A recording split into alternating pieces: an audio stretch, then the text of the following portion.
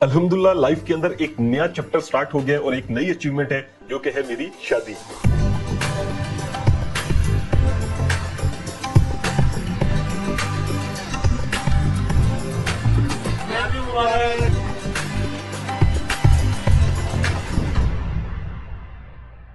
आज तक मैंने जो कुछ भी अचीव किया अल्हम्दुलिल्लाह से वो सब कुछ आप लोगों के साथ शेयर किया है और मैं आपको अपनी ऑडियंस ने एक फैमिली समझता हूं क्योंकि मेरी जो जर्नी है वो बहुत ज्यादा लोगों को मोटिवेट भी करती है और वो लोग देखते हैं कि यार काश भाई कि अब लाइफ के अंदर क्या हो रहा है और इन्होंने क्या कुछ खरीद लिया, क्या कुछ बना लिया, तो काफी ज्यादा लोग मोटिवेट होते हैं। तो ये जो व्लॉग है या ये जो वीडियो है ये कोई वेडिंग व्लॉग नहीं है कि मैं आपको अपनी शादी दिखा रहा हूँ, बल्कि उससे ज्यादा मैं आपको मोटिवेट कर रहा हूँ शादी कब करनी चाहिए, शादी के अगर अर्ली एज में करते क्या फायदे हैं, इसके अलावा जो है वो आपको कितना पैसा लग सकता है शादी पे, मेरी शादी पे कितना खर्चा हुआ, ईच एंड एवरीथिंग दिखाऊंगा और साथ ही साथ अपनी शादी की वीडियोस और फोटोज भी दिखा दूंगा ताकि बहुत से लोगों के वो भी होगा कि यार मेहंदी कैसे हुई, ये सारी चीजें। तो ईच एंड एवरीथिंग इंशाल्लाह हम डिस्कस करेंगे अपनी शादी के बारे में ताकि आप लोग भी प्लान कर सकें और लाइफ के अंदर एक जो है वो अपना न्यू चैप्टर अगर आप स्टार्ट करने जा रहे हैं या करना चाहते हैं तो आपको काफी हेल्प होने वाली है। मेरा नाम है काशिफ मजीद, इस चैनल पर नहीं तो चैनल को सब्सक्राइब कर लीजिए ऑनलाइन अर्निंग या यूट्यूब से रिलेटेड टिप्स एंड ट्रिक्स देखने के लिए। और अगर आप लोग हमारे ऑनलाइन अर्निंग के डिफरेंट कोर्सेज करना चाहते हो जो कि पेड है, इसमें ये सारे कोर्सेज है जो कि हम लोग ऑफर करते हैं, यहाँ पर हमारी वेबसाइट आ रही है, यहाँ पे जाकर भी इनरोल कर सकते हैं, हमारे व्हाट्सएप नंबर्स भी दिए गए,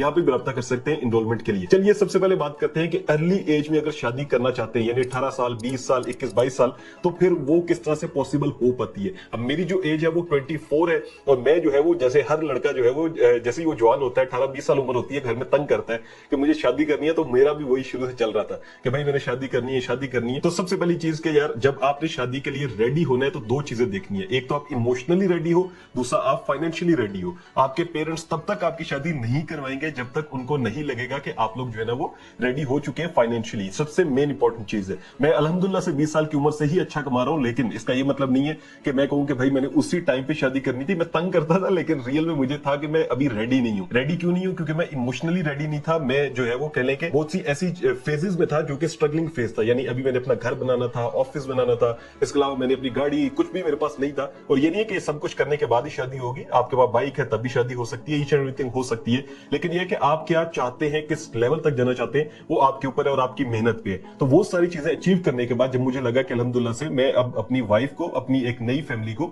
यानी कि जो मेरी आगे फैमिली है उसको मैं एक अच्छी लाइफ दे सकता हूं, तो फिर मैंने फाइनली डिसाइड किया कि मैंने शादी करनी है। इस तरह से आप लोगों ने भी अपने ऊपर काम करना है, आप लोगों ने ये देखना है कि भाई मैं अभी किस स्टेज पे हूं और मैं किस स्टेज पर जाके मैं शादी करना चाहता हूं। बहुत से लोग 30 साल की उम्र में भी करते हैं, 35 की उम्र में भी करते हैं, रिकमेंडेड नहीं है, लेकिन यह है कि आप लोग खुद फैसला कर सकते हैं बेहतरीन कि आपको कब शादी करनी है। ऐसा ना करना कि कभी जो है ना 20 साल की उम्र में अपने बस जो है ना एंजॉय करने के चक्कर में शादी कर लो और नेक्स्ट आने वाली बेगम को तंग कर रहे हो, आपका पैसा ना हो। बहुत से मौलवी हज़रात ये कहते हैं और ये अच्छी चीज है कि आपके पास पैसा नहीं है तो आप शादी करो, रिस्क आएगा, लेकिन यह है कि आपने उसमें थोड़ी सी अपनी भी ये देखना है कि भाई मेरे पास काम हो या पढ़ रहा हूं या कुछ कर रहा हूं, ये ना हो कि आपकी नियत ही ना हो काम करने की, आप बैठे रहो और कहो रिस्क खुद आएगा, तो ऐसा कहीं नहीं होता, मेहनत फिर भी आपको करनी पड़ेगी। अब सेकंड चीज मैं आपको अपनी शादी के बारे में बताता हूँ, खर्चे सारी चीजें बता देता हूँ ताकि जो है ना जो लोग शादी की वीडियो देखना चाह रहे हैं कुछ ऐसा, तो यहां से हम लोग स्टार्ट करते हैं अपनी मेहंदी से, उसके बाद जो है वो आगे चलते हैं। और मेन इंपॉर्टेंट क्वेश्चन भाई व्लॉगिंग कब स्टार्ट करें फैमिली, तो भी मैं आपको बताता हूं।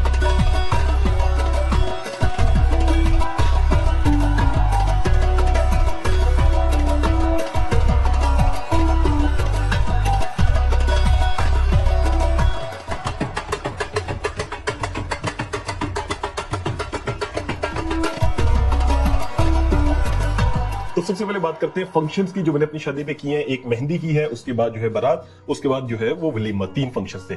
मेहंदी जो है वो हमने घर पे रखी थी जो कि अल्हम्दुलिल्लाह से बहुत अच्छी हुई और मैं समझता हूं कि आपकी मेहंदी जो है या आपके जितने इवेंट्स हैं, अगर आपके रिश्तेदार, आपके फ्रेंड्स ये अच्छे हैं तो आपके ये सारे इवेंट्स बहुत अच्छे से हो सकते हैं, बेशक आप उनको छोटा सा इवेंट करके रखें।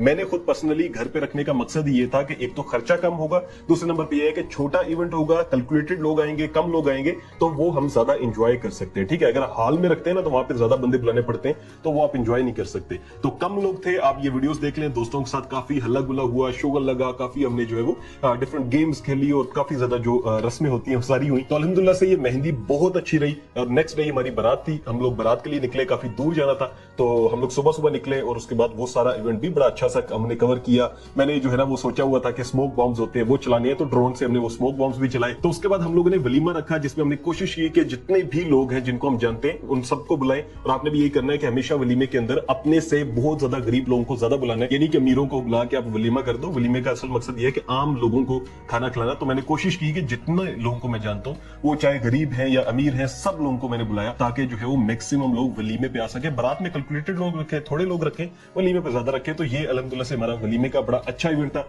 यहाँ पे जो है वो मेरे दोस्तों ने काफी हल्ला गुल्ला किया ओवरऑल जितना भी, ठीक है। और एक चीज आपको दिखाता हूं,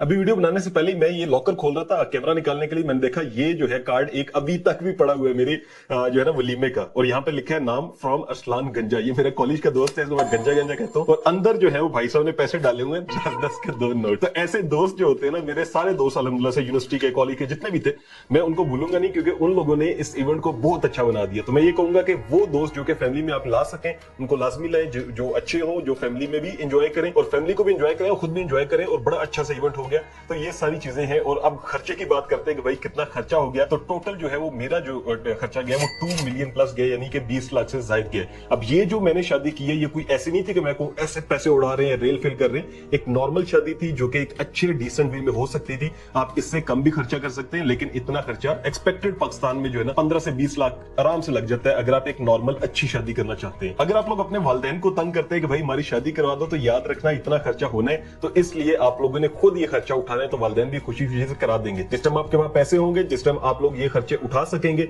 आपके वालिदैन ने आपकी मर्जी की शादी करा देनी है जहां पे आपने कहना है। अब मर्जी से याद आया कि भाई ये शादी लव मैरिज होनी चाहिए, अरेंज होनी चाहिए, तो मेरा सिंपल इतना सा मानना है कि आप अरेंज कर रहे हो या लव कर रहे हो, आपने एक चीज देखनी है कि जो नेक्स्ट पार्टनर है वो आपने अच्छा ढूंढ लेना है। यानी कि अरेंज में भी आपको पता चल जाता है कि नेक्स्ट पार्टनर कैसा है। तो बस इतना होना चाहिए कि वो आपको अंडरस्टैंड करे। और दूसरे नंबर पे शादी का मेन जो कंसेप्ट है वो है कंप्रोमाइज का। आप और वो एक दूसरे के लिए कंप्रोमाइज करें, यानी कि कुछ ऐसी आदतें होंगी जो आपको पसंद नहीं होंगी कि यार खाना खाया वही को बर्तन छोड़ के चले गए आप, ठीक है। अब आपकी वाइफ को ये आदत पसंद नहीं है, तो वो आप उसके लिए चेंज करें। अब खाना खा के आप प्लेट जो है वो किचन के अंदर रख कर रहे हैं। इस तरह से जो आदतें होती है वो आपने चेंज करनी होती है, और इसी तरह से आपकी वाइफ कुछ आदतें चेंज करती है। तो कंप्रोमाइज जब आप करेंगे और आपकी वाइफ अगर करेगी, तो वो पार्टनर आपके लिए सबसे बेस्ट है। और दूसरा ये देखना है कि वो आपके वालिदैन की और अपने वालिदैन की इज्जत करती हो। अगर लड़का या लड़की अपने वालिदैन की इज्जत नहीं करता, तो समझ लें कि वो रेड फ्लैग है। अब आपने शादी जब करनी है, तो आपने कोशिश करना है कि आप सिंपल रखें जितना हो सके। लेकिन बहुत से मसाइल आते हैं, बहुत सी फैमिलीज जो है ना वो कहती है कि नहीं नहीं हमने सिंपल नहीं करनी, थोड़ा हल्ला गुल्ला होगा। तो इस तरह से आपको मैनेज करना पड़ेगा। ओवरऑल जितना भी सिंपल रख लेंगे, आपका खर्चा ठीक ठाक हो जाना है। और उसके बाद जो है ना वो कह लें कि हल्ला गुल्ला भी ज़्यादा फैमिलीज चाहती हैं। तो अगर सिंपल हो सके तो सिंपल रखें, अगर नहीं हो सकती तो जितना आप जो है ना वो खर्चा बर्दाश्त कर सकते हैं उतना खर्चा करके आपने इवेंट करना है। ऐसा नहीं करना है कि आपने कर्जा ले लेना है या फिर आपने किसी से पैसे पकड़ लेने हैं। अल्हम्दुलिल्लाह से मैं अफोर्ड कर सकता था, इस वजह से मैंने इस लिहाज से की, और मैं इससे बहुत बड़ी भी कर सकता शादी। लेकिन होता क्या कि मेरी जेब पे जो है ना वो सारा कर्जा हो जाता है, ठीक है। मैं लोगों से पकड़ पकड़ के शादी तो कर लेता, बाद में फिर मैं बाइक पे घूम रहा होता, तो ये फायदा नहीं है अपनी गाड़ी बेच के। लोग ऐसा करते हैं, मैं इसलिए मिसाल दे रहा हूं, ठीक है। आपके पास अगर कोई पैसे पड़े हैं या आपके पास सेविंग्स है, वो नहीं आपने खत्म करनी। कोशिश करने के ऐसा खर्चा यूज करें जो अगर खर्च हो भी जाए, क्योंकि 6 महीने बाद, 1 साल बाद आपको याद भी नहीं रहेगा कितना खर्चा किया था आपने। तो फिर होगा क्या कि फिर आपको जो है ना आपने कोशिश करनी है कि उतना ही लगाना है कि बस जो आपकी सेविंग्स के अलावा निकल जाए, तो वो सबसे बेस्ट रहता है। अब जो है मैं आपको बताऊं, काशिफ भाई व्लॉगिंग अब शुरू कर रहे हैं, क्योंकि आपकी जो है ना वो अब शादी हो गई है। अब आपके व्लॉग्स आएंगे और बड़ा आपका कंटेंट वायरल जाएगा,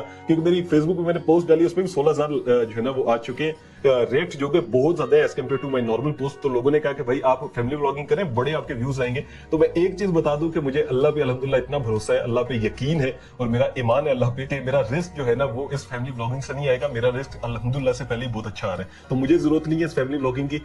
मैं आपको एडवाइस भी यही करूंगा कि कभी भी ये रिएक्शंस दे के, लाइक्स दे के, व्यूज दे के आपने जो है ना वो उन जो है वो बाउंड्रीज को क्रॉस नहीं करना जो कि इस्लाम ने जो है ना वो आपके लिए रखी हुई है। इस्लाम में ये मना है, तो इसका मतलब है कि हराम है तो सिंपल हराम है, आपने काम नहीं करना। और काशिफ भाई से कभी एक्सपेक्ट भी नहीं करना कि इंशाल्लाह कभी भी ऐसा हो ही नहीं सकता कि मैं जो है ना वो फील्ड के अंदर आऊं। तो ओवरऑल बात करने का मकसद ये है कि भाई शादी लाजमी करो। अगर आपकी अर्ली एज में हो जाती है तो बहुत बेस्ट रहता है, आपको सुकून मिलेगा, आपको जो है ना वो पीस ऑफ माइंड होगा, आप अपनी लाइफ के अंदर फोकस्ड हो जाओगे। और सबसे बड़ी बात वो ये है कि जो आप टाइम को मैनेज करना सीखोगे वो कभी भी आप कहीं और से नहीं सीख सकते। टाइम को मैनेज करने में आपने देखना है कि भाई आपने अपनी फैमिली को भी टाइम देना है, आपने अपने पेरेंट्स को टाइम देना है, उनकी जरूरत पूरी करनी है। अगर उनको कहीं हॉस्पिटल लेके जाना है वो भी लेके जाना है, आपने अपनी वाइफ को टाइम देना है। इसके अलावा जो है अपने ससुराल को टाइम देना है, आपने अपने काम को टाइम देना है और आपने अपने आप को भी टाइम देना है। तो ये सारी चीजें मिला के ना ओवरऑल ये जो टाइम मैनेजमेंट बंदा सीखता है ना शादी से, वो आप कहीं से नहीं सीख सकते। तो बेहतर है कि अगर आप लोग जो है वो ऐसे टाइम पे हैं कि आप फाइनेंशियली भी इंडिपेंडेंट हो चुके हैं या आपके पास अर्निंग आ रही है,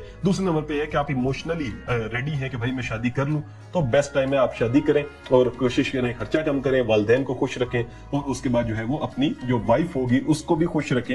ये नहीं है कि आप समझे कि भाई एक नौकरानी में ले आए और वो सारे काम करेगी, ये जो है ना माइंडसेट छोड़ के कोशिश करें उनका हाथ बैठाएं कामों में भी, क्योंकि हुजूर पाक सल्लल्लाहु अलैहि वसल्लम भी करते थे, तो सुन्नत भी है वो भी करें, साथ ही साथ अपने काम भी करें और लाइफ के अंदर दोनों पार्टनर जो है वो खुश रहें। और मुझे भी कमेंट सेक्शन के अंदर दुआ दें कि इंशाल्लाह मेरी मैरिड लाइफ भी बहुत अच्छी रहे। Thank you so much for watching. Allah Hafiz.